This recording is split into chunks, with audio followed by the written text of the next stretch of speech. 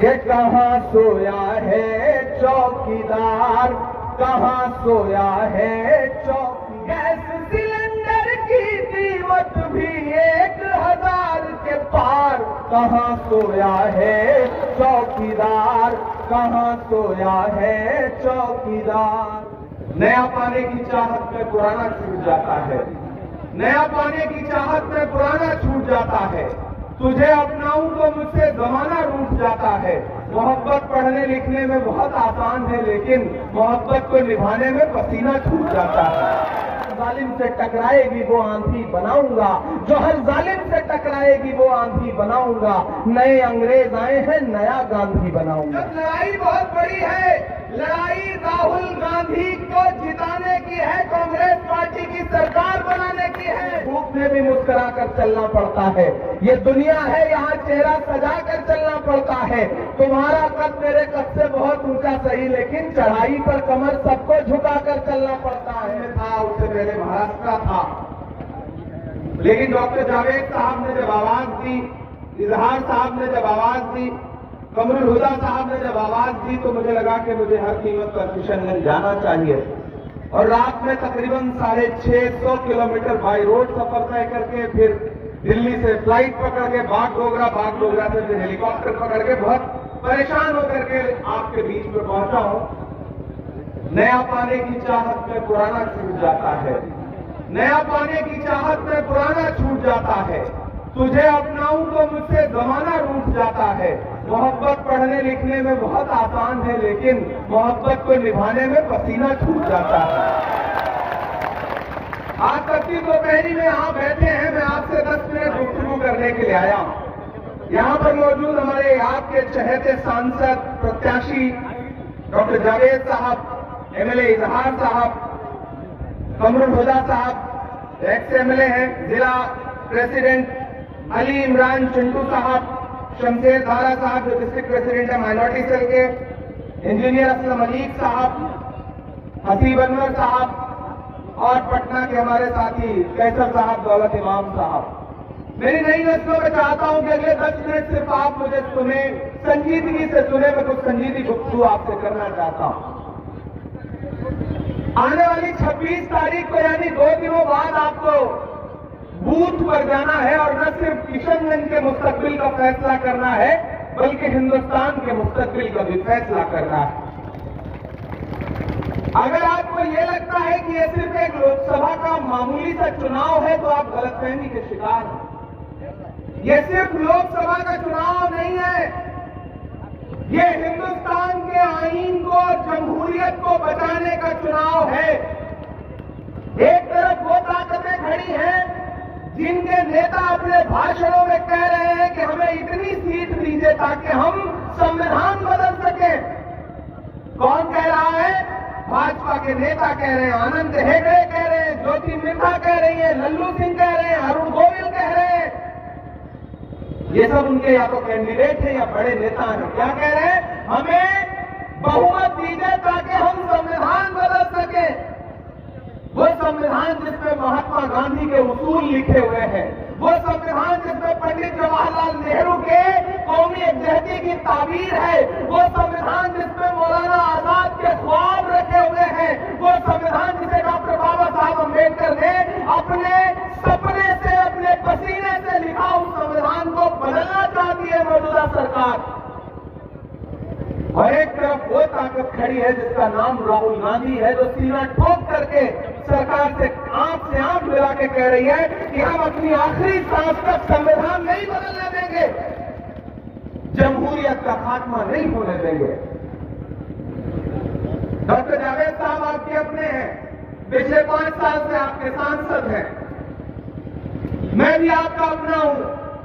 2016 में जब यहां सैलाब आया हुआ था तब मेरा सियासत से कोई लेना देना नहीं था, लेकिन जब मुझे पता चला कि सीमांचल में लोग परेशान हैं, तो उस वक्त मैं यहां आया था तमाम इलाकों में लोगों की खिदमत के लिए, लोगों तक सामान पहुंचाने के लिए। तब से एक रिश्ता जुड़ा है, यहां मुशायरों में आता रहा हूं। और किशनगंज वालों, दामोदवाड़ी वालों, कोठिया वालों, ये आपकी दुआओं का सदका है कि मेरे जैसे एक मामूली से परिवार से आने वाले बेटे को आपने मुसल्लों में बैठ के दुआ दी, दिन ये हुआ कि मैंने 34 साल की उम्र में कांग्रेस पार्टी ने सीधे राज्यसभा में ले जाकर के बैठाया, देश की सबसे बड़ी पंचायत में बिठाया। यह आपकी दुआओं के सदके में हुआ है। यहाँ जो तमाम आगे चेहरे बैठे हैं, इनमें बहुत सारे चेहरों को मैं पहचानता हूँ। इधर जो मेरी माएं बहनें बैठी है, खड़ी है, ये सारे लोग जो खड़े हैं, मैं सबसे मुखातिब होकर कहना चाहता हूँ कि इस बार लड़ाई बहुत अहम है। जब मैं पार्लियामेंट में नया गया तो मेरे लिए भी बड़ा कौतूहल था कि जाऊं देखूं पार्लियामेंट की कार्रवाई कैसी चलती है, अंदर क्या क्या होता है, कौन कौन से नेता आते हैं। मैं यहां खुदा को हाजिर नाजिर जान के कह रहा हूं कि जब जब मैं पार्लियामेंट के सेशन में भाग लेने के लिए सुबह सुबह पहुंचा तो मैंने कुछ देखा हो न देखा हो, एक चीज देखी। और जानते हो एक चीज क्या थी कि एक अकेला इंसान अपने हाथ में एक बैनर पकड़ के जिसपे लिखा हुआ था कि एएमयू का फंड रिलीज करो, गांधी स्टैचू के सामने खड़ा है। वो कोई और नहीं था, वो डॉक्टर जावेद थे। मैंने अपनी आंखों से देखा है, मैंने सुना है लोग आकर के यहाँ कह रहे हैं कि डॉक्टर जावेद तो पार्लियामेंट में प्रेजेंट नहीं रहते।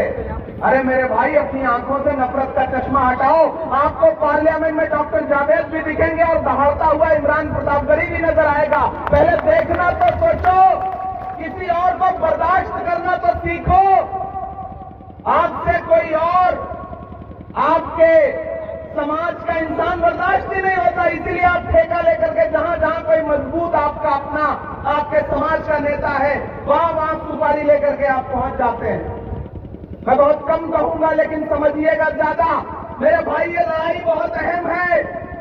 अभी पिछले दिनों जब एमएलए का इलेक्शन हुआ तो आपने जो करना था वो किया, आपके फैसले सर आंखों पर। लेकिन ये जो पार्लियामेंट का इलेक्शन है, ये तो बहुत अहम है। इतना अहम है कि खतरा आईन पर है, जमहूरियत पर है। 10 साल की सरकार के जुल्म और सितम और एक तरफ कांग्रेस पार्टी के राहुल गांधी के वायदे आपके सामने।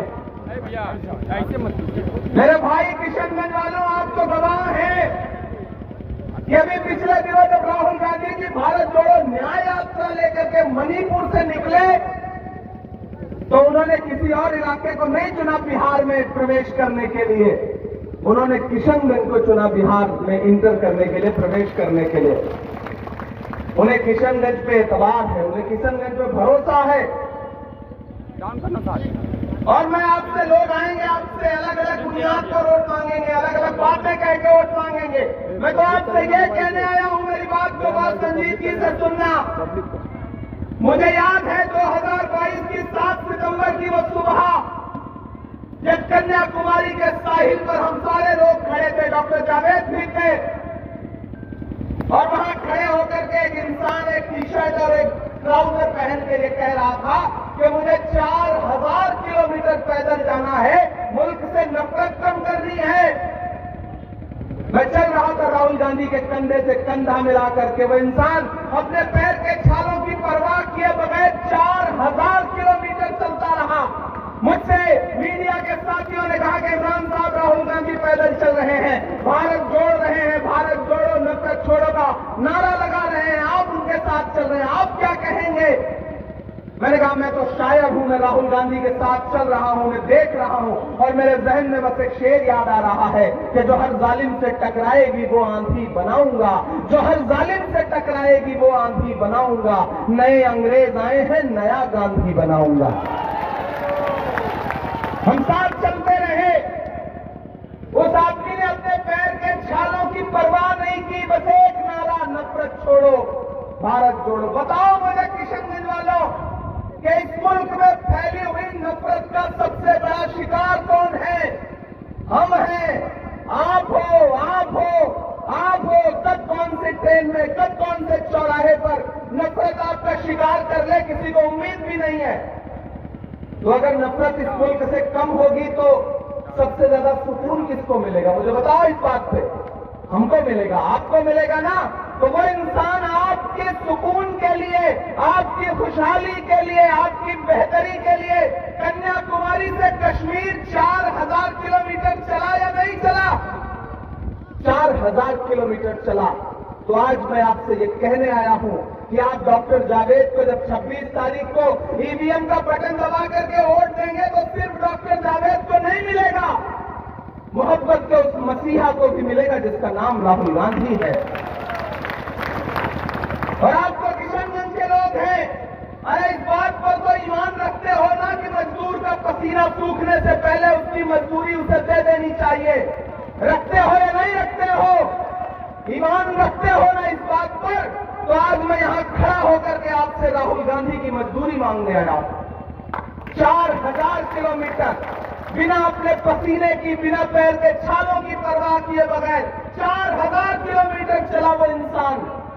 आज हमारा आपका फर्ज क्या बनता है कि आज जब वो सबसे बड़ी नफरत की ताकत के खिलाफ खड़ा होकर के लड़ रहा है, तो आज हम फिर नया झंडा पकड़ेंगे? कोई आएगा दूर से तो हम उसकी बात पे एतबार करेंगे? क्या ये आपके अपने नहीं है? क्या इनके नाम के आगे डॉक्टर मोहम्मद जावेद नहीं है? या सिर्फ वो जिसको सर्टिफिकेट देंगे वही माना जाएगा? नहीं, वही नहीं माना जाएगा।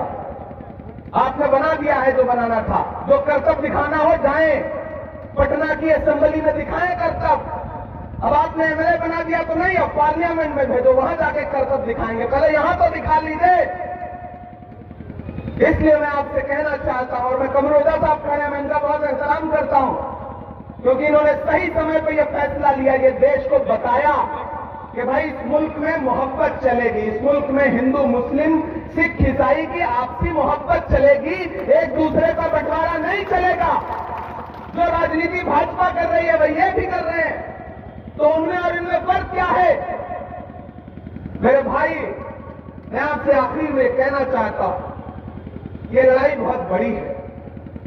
और यकीन जानो, पिछले 10 दिन में केरल था, उत्तराखंड था, मध्य प्रदेश, महाराष्ट्र था, उत्तर प्रदेश था, फिर महाराष्ट्र था, कल रात में राजस्थान था, आज यहां हूं, इसके बाद पश्चिम बंगाल जाऊंगा। पूरे देश में एक नारा गूंज रहा है कि दक्षिण भारत में भाजपा साफ और उत्तर भारत में भाजपा हाफ। ये तो प्रधानमंत्री जी अपने भाषणों में बता रहे हैं कि हमें तो इतनी सीट आ रही है। झूठे हैं। 15 लाख भी तो देने की बात कही थी उन्होंने ना, जैसे वो जुमला था वैसे ये भी जुमला है। राहुल गांधी ने प्रेस कॉन्फ्रेंस करके 4 दिन पहले कहा कि इस चुनाव में भारतीय जनता पार्टी 150 सीट का आंकड़ा नहीं पार कर रही है, तो नहीं पार कर रही है। अगर राहुल गांधी ने कहा है तो इसे पत्थर की लकीर समझा जाए। और मैं पूरे देश का माहौल लेके आ रहा हूं। मैं रात बाड़मेर, राजस्थान, जैसलमेर में था, बिल्कुल आखिरी बॉर्डर पे, वहां से 9-10 किलोमीटर पे बॉर्डर है। मैं वहां की हवा बता रहा हूं कि कम से कम 50,000 आदमी उस सभा में मौजूद था। और क्या जोश, क्या जज्बा है चारों तरफ। बस एक बात अवाम कह रही है कि 10 साल में बहुत झेल लिया, बहुत मौके दे दिए, अब राहुल गांधी को मौका देंगे, अब कांग्रेस पार्टी को मौका देंगे, इंडिया गठबंधन को मौका देंगे। तो आज मैं यहां दामलबाड़ी में खड़ा होकर कह रहा हूं मेरे भाई कि आपका वोट सिर्फ डॉक्टर जावेद को नहीं मिलेगा, आपका एक एक वोट राहुल गांधी को मिलेगा, मल्लिकार्जुन खड़गे को मिलेगा, लालू प्रसाद यादव को मिलेगा, तेजस्वी यादव को मिलेगा, प्रियंका गांधी को मिलेगा, सोनिया गांधी जी को मिलेगा। आपका एक एक वोट हेमंत सोरेन की रिहाई में मददगार साबित होगा। आपका एक एक वोट अरविंद केजरीवाल की रिहाई में मददगार साबित होगा। और दामलबाड़ी वालों, कोठिया वालों, आपका एक एक वोट आपके इस बेटे इमरान प्रतापगढ़ी के ऊपर पर्सनल एहसान भी होगा। इसलिए भी मैं आपके बीच में आया हूं। आप डॉक्टर जावेद साहब को फिर भेजिए पार्लियामेंट, सरकार बनने जा रही है। एक तरफ लोकसभा में ये खड़े होकर के एमयू के मुद्दे पर लड़ेंगे, दूसरी तरफ राज्यसभा में मैं खड़ा होकर के एमयू किशनगंज के मुद्दे पर लड़ूंगा। ये वादा कर रहा हूं आपसे। और सिर्फ लड़ूंगा नहीं, देखिए तकरीरें करना एक अलग बात है। आपको खुश करने के लिए सारे मेंबर वो ख्वाबों के महल तामीर करते हैं, इलाजे गम नहीं करते, फकत तकरीर करते हैं। हम सिर्फ तकरीरें नहीं करेंगे, हम जानते हैं कि सरकार के होने का मतलब क्या होता है। हम एक एमपी चुनने और हराने के खेल से आगे बढ़ करके सरकार बनाने और बिगाड़ने के खेल में लगे हुए हैं। उसमें हमारा साथ दो, क्योंकि कोई कितना भी अगर सरकार नहीं चाहेगी, सरकार अपने मिजाज की नहीं होगी, तो कांग्रेस पार्टी ने, यूपीए ने दिया था किशनगंज का सेंटर। 10 साल हो गए। जब भी सरकार के सामने जाके दामन फैलाओ तो हंस के मुंह फेर लेती है सरकार, क्योंकि वो आपको पढ़ता लिखता नहीं देखना चाहती। मेरे भाई, ये जो सरकार नए नए कानून लेकर के आ रही है, अगर ये कानून भी चाहते हो कि रुके तो कैसे रुकेंगे? 1 एमपी से रुक जाएंगे, 2 एमपी से रुक जाएंगे, 3 एमपी से रुक जाएंगे? नहीं। तब रुकेंगे सरकार बदलेगी, तब रुकेंगे जब राज्यसभा में भी बहुमत होगा, तब रुकेंगे जब दिल्ली की गद्दी में इंडिया अलायंस का प्रधानमंत्री बैठा होगा, तब इस तरह के मसले पेश ही नहीं आएंगे। इसलिए अपने दिमाग को खोलिए, अपनी आंखों के पर्दे हटाइए, अपने दिलों में जो थोड़ी बहुत इधर उधर की कोई खटास हो उसको किनारे करिए, क्योंकि जब मकसद बड़ा होता है तो छोटी छोटी चीजें नजरअंदाज की जाती है या नहीं की जाती? छोटी छोटी चीजें नजरअंदाज की जाती है। ये सड़क नाली का इलेक्शन नहीं है, ये हिंदुस्तान का कानून बनाने का इलेक्शन है, आईन का इलेक्शन है, जमहूरियत का इलेक्शन है। ये सरपंच और मुखिया का इलेक्शन नहीं है। इस बात को अपने जहन में बिठा लीजिए। मेरे भाई, आप बेहद तपकी दोपहरी में बैठे हैं। मैं सिर्फ भाषण सुनाऊंगा तो आप कहेंगे कि देखो, जब से सांसद हो गया तब से शायरी वायरी नहीं सुनाता है, खाली भाषण सुना के चला जाता है। ऐसा नहीं करूंगा, मैं आपको शायरी भी सुनाऊंगा, लेकिन थोड़ी संजीदा गुफ्तगू करनी थी इसलिए कर रहा हूं। मेरी माएं बहनें यहां इकट्ठा हैं, नौजवान साथी इकट्ठा हैं। मैं जिस तरह से डॉक्टर जावेद साहब सेंट्रल इलेक्शन कमेटी के सदस्य हैं कांग्रेस पार्टी के, वैसे ही इस बार पार्टी ने मेरे कंधों में एक बहुत बड़ी जिम्मेदारी कि मुझे मैनिफेस्टो कमेटी का मेंबर बनाया, घोषणा पत्र का मेंबर बनाया। महज 36 साल की उम्र में पार्टी ने मुझे एक जिम्मेदारी दी कि जिस घोषणा पत्र को पी चिदंबरम, शशि थरूर, जयराम रमेश जैसे लोग बनाएंगे, उसमें आप भी अपना सुझाव देने के लिए उसके मेंबर बनिए। हमने पूरे देश में लोगों से जाकर सुझाव मांगे। उसके बाद मैनिफेस्टो बना जिसका नाम रखा गया है न्याय पत्र। कांग्रेस का मैनिफेस्टो है। अब उस मैनिफेस्टो में जो लिखा है वो सुनो, जिसकी वजह से नरेंद्र मोदी जी बहुत परेशान हैं। मैनिफेस्टो को कोस रहे हैं अपने हर भाषण में। जानते हैं उस मैनिफेस्टो में क्या लिखा है? उस मैनिफेस्टो में लिखा है कि जैसे ही हमारी सरकार बनेगी, हम एक बार में 30 लाख नौकरियां नौजवानों को देंगे। ये कांग्रेस पार्टी के घोषणा पत्र में लिखा है। और लिखा है कि वो 25 साल तक के नौजवान जो डिप्लोमा लेके घूम रहे हैं, उनके पास बेचारों के नौकरी नहीं है। हम ही आप तो उसका शिकार है ना, पढ़ लिख के भी नौकरी नहीं मिल रही है। तो कांग्रेस पार्टी कह रही है कि ऐसे नौजवानों को 1 लाख रुपए का बेरोजगारी भत्ता दिया जाएगा सरकार बनते ही। और तो और जो सबसे जरूरी एक बात लिखी हुई है उसमें, जो वादा है कांग्रेस पार्टी का, मल्लिकार्जुन खड़गे जी का, सोनिया जी का, राहुल जी का। माएं बहनें सुनिए आप लोग, कांग्रेस पार्टी कह रही है कि जैसे ही हमारी सरकार बनेगी, हर गरीब औरत के खाते में, जो परिवार की गरीब औरत होगी उसके खाते में तुरंत 1 लाख रुपए डायरेक्ट अकाउंट में दिया जाएगा। हर परिवार से एक औरत जो उस परिवार की मुखिया होगी, 1 लाख रुपए अकाउंट में डायरेक्ट। कितनी बड़ी बात कह रही है कांग्रेस पार्टी। कांग्रेस पार्टी ये नहीं कह रही कि औरत हिंदू हो, मुसलमान हो, सिख हो, ईसाई हो। वो कह रही है कि वो भारत की नागरिक हो, परिवार की मुखिया हो, गरीब हो, 1 लाख रुपए उसके अकाउंट में डायरेक्ट दिया जाएगा। एक तरफ वही हिंदू मुस्लिम की राजनीति, एक तरफ उनकी वही तकरीरें जिसमें नफरत की बातें, और एक तरफ राहुल गांधी की मोहब्बत की दुकान जिसका नारा है कि हम नफरत के बाजार में मोहब्बत की दुकान खोल रहे हैं। तो मुद्दों पे लड़िए इस इलेक्शन को, मुद्दों पे लड़िए इस इलेक्शन को। डॉक्टर जावेद साहब शरीफ आदमी है, मैंने इनकी शराफत देखी है।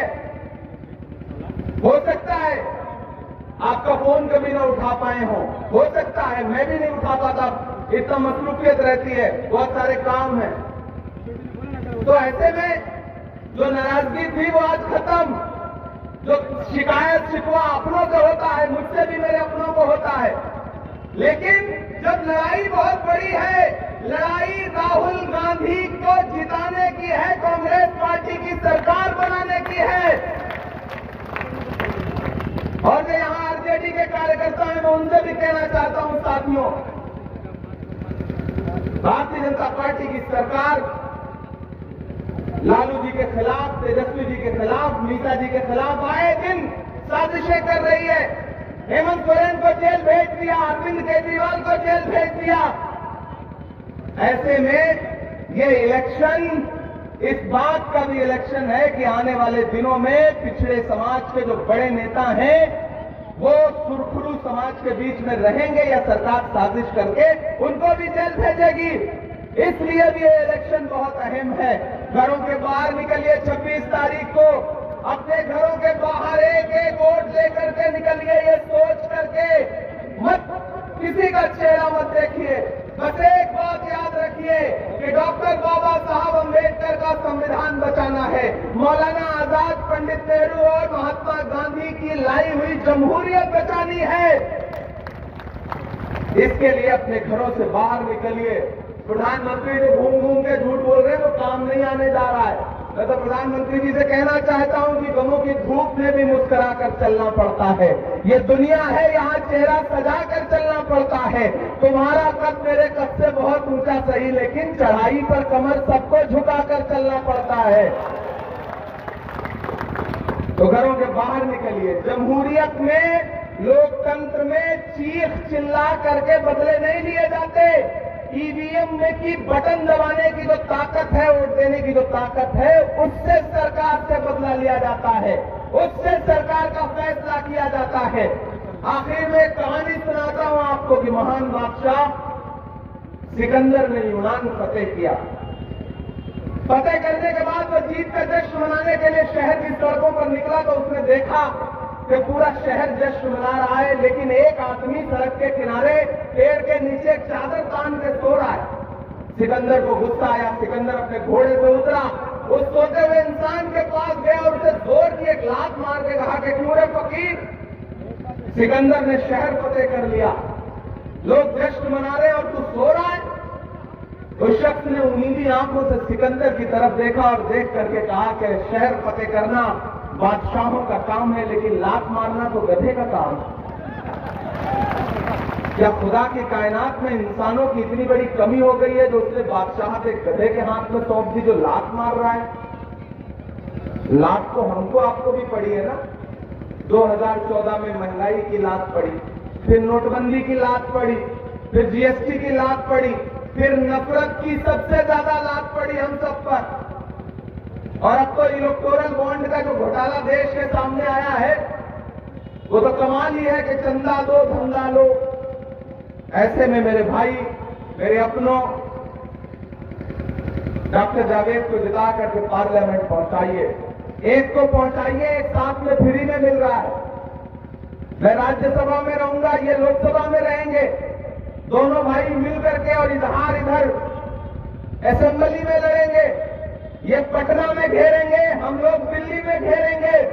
मिलजुल करके आपके लिए लड़ेंगे। मैं पिछली बार आया था इधर भाई के लिए, आपने इन्हें जिताया था।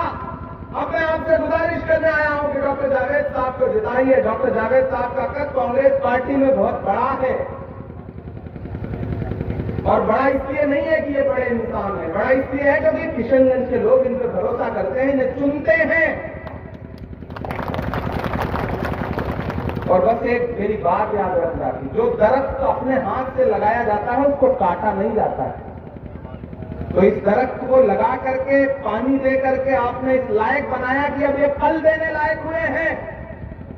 तो कहीं दूर से आए हुए किसी इंसान के बहकावे में, किसी साजिश में आकर के अपने हाथ से लगाए हुए अपने दरख्तों को काट दोगे तो आने वाले दिनों में साए को तरस जाओगे।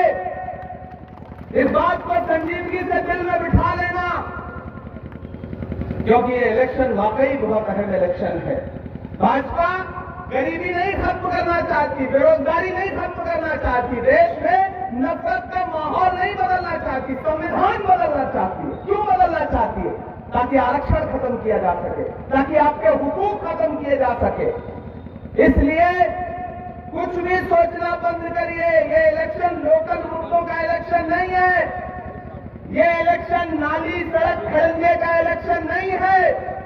ये इलेक्शन सिर्फ एक मकसद का है कि एक तरफ नफरत छोड़ो भारत जोड़ो का नारा लगाने वाला खड़ा है और एक तरफ वो प्रधानमंत्री जी खड़े हैं जिनके भाषण सुन लीजिए तो आपको लगेगा कि प्रधानमंत्री जैसे पद पर बैठा हुआ इंसान ऐसी बातें कैसे कर सकता है।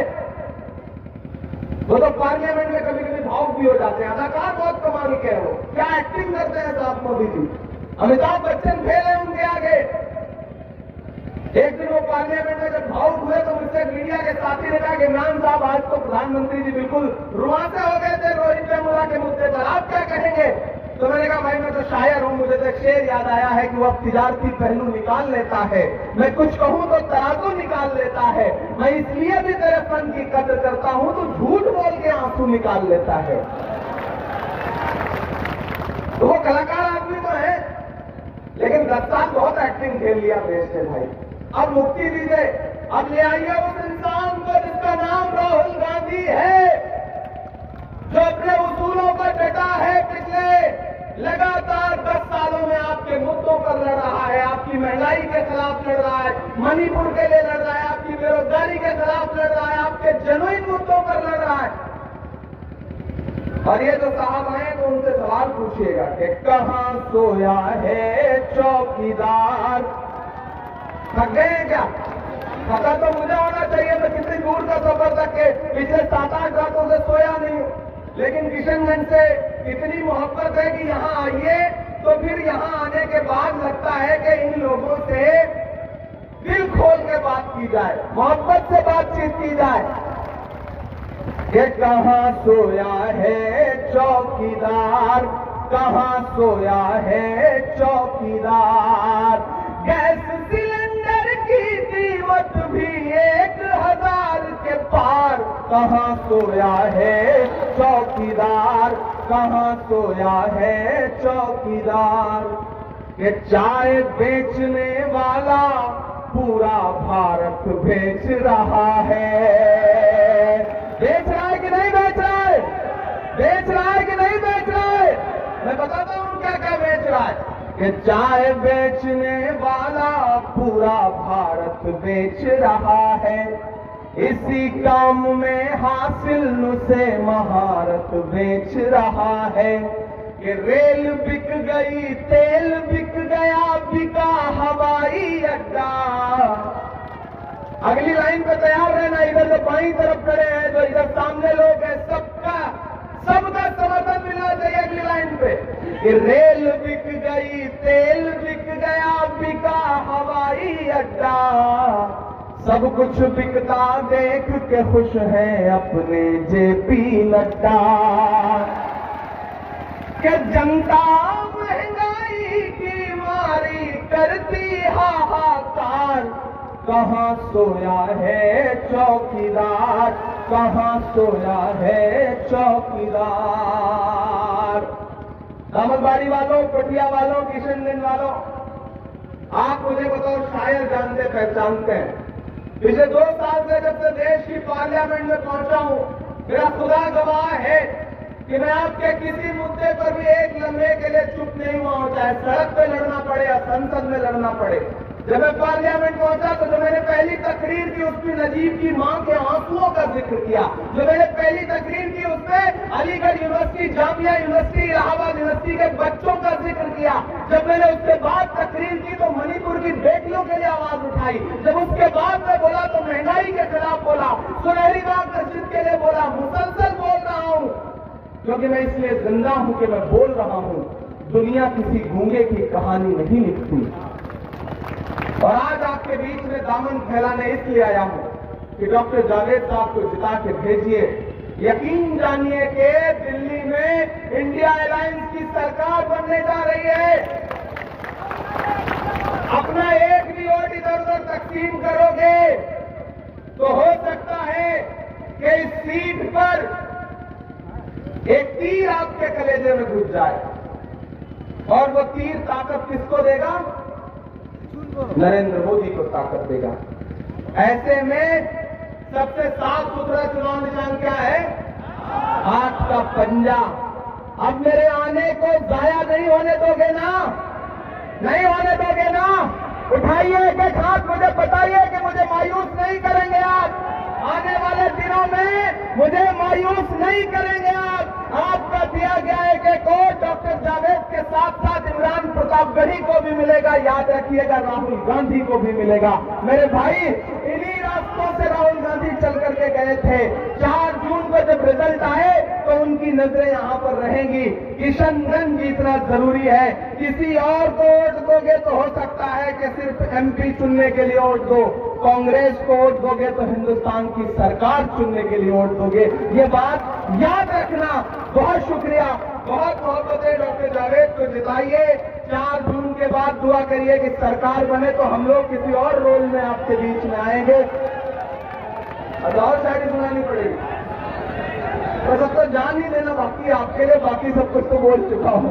लेकिन आप इतने प्यारे लोग हैं कि आपके लिए जब भी जरूरत पड़ेगी तो इंशाल्लाह जान देने से भी पीछे नहीं हटेंगे, आपके मुद्दों पर लड़ते रहेंगे।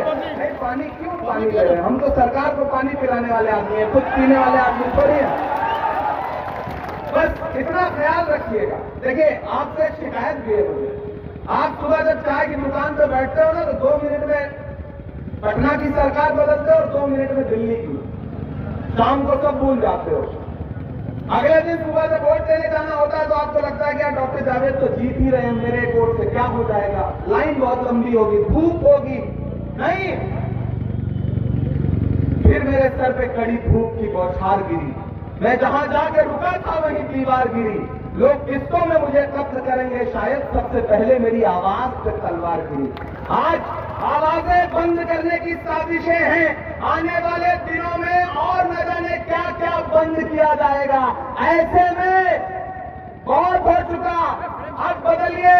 उठाइए कांग्रेस पार्टी का झंडा, उठाइए आरजेडी का झंडा, जाइए अपने दोस्तों को, रिश्तेदारों को, घर वालों को समझाइए। और ये जो इधर हमारी अम्मा, बहनें, माई, अम्मी, दादी सब खड़ी हैं, आपसे खास तौर से एक बात कि अगर आपने तय कर लिया तो घर का एक वोट भी इधर उधर नहीं जा सकता।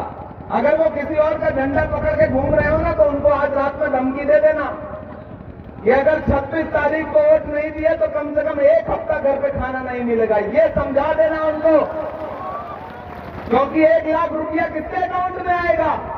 आपके अकाउंट में आएगा। तीर पे, इधर पे, उधर पे, मांझा पे, पतंग पे वोट देने से 1 लाख रुपया अकाउंट में नहीं आएगा। लेकिन हाथ के पंजे पे वोट देंगी आप तो हर गरीब परिवार की जो जिम्मेदार महिला है उनके अकाउंट में 1 लाख रुपए डायरेक्ट आएगा। तो डायरेक्ट आपका फायदा है। तो अगर घर वाले इधर उधर, साहब, शौहर, बच्चे इधर उधर कोई झंडा पकड़े घूम रहे हो तो आज शाम को उनको समझा दीजिएगा कि नहीं, 26 तारीख को डॉक्टर जावेद को वोट देना है, राहुल गांधी को वोट देना है, इमरान प्रतापगढ़ी को वोट देना है। हम वादा करते हैं आपसे कि जैसे ही सरकार बनेगी इस योजना का सबसे पहला फायदा हमारी कोशिश होगी कि किशनगंज की औरतों को, किशनगंज की महिलाओं को, यहाँ के नौजवानों को, यहाँ के बुजुर्गों को मिले। जाते जाते आपसे किसानों की ऋण माफी, कितना बड़ा घोषणा पत्र में ऐलान है। कीमत तो बहुत बढ़ गई शहरों में धान की, लेकिन विदा न हो सकी बेटी किसान की। मौका मिला तो लोगों ने कुर्सी के वास्ते तस्वीर ही बिगाड़ दी हिंदुस्तान की। अब कांग्रेस क्या कह रही है कि हम न सिर्फ एमएसपी देंगे बल्कि ब्याज जो ऋण आपके ऊपर है, जो लोन है, उसको भी माफ करेंगे। और राहुल गांधी वादा कर रहे हैं, नरेंद्र मोदी जी नहीं कर रहे हैं, इसलिए जुमला ना समझिएगा उसको। कौन कर रहा है? राजीव का बेटा वादा कर रहा है। कौन कर रहा है? इंदिरा का पोता वादा कर रहा है। कौन कर रहा है? राहुल गांधी वादा कर रहा है। तो राहुल गांधी का वादा झूठा नहीं होता है, सच्चा वादा होता है। इसलिए राहुल गांधी को वोट दीजिए, घरों से बाहर निकलिए। इंशाल्लाह मैं फिर आपके बीच में आऊंगा 4 जून के बाद आपका शुक्रिया अदा करने के लिए। अभी 2 सभाओं के लिए जाना है, हेलीकॉप्टर तैयार है, आप दुआ तय करके भेजिए, जाऊं वहां भी मुखातिब हूं। मैं डॉक्टर जावेद को अपने साथ हेलीकॉप्टर में ले जा रहा हूं अगली सभा के लिए। इसलिए आज से इस इलेक्शन को खुद लड़िए। इलेक्शन का मतलब सिर्फ वोट देना नहीं होता है, इलेक्शन का मतलब सपोर्ट देना भी होता है। तो डॉक्टर जावेद को सपोर्ट दीजिए, गिले शिकवे भुलाइए, मलाल खत्म करिए। किशनगंज वालों, अपना एमपी डॉक्टर जावेद को चुनिए, डॉक्टर जावेद चुने जाएंगे। आप किशनगंज चुन के दीजिए, हम दिल्ली में सरकार बना के देंगे। ये वादा कर रहे हैं आप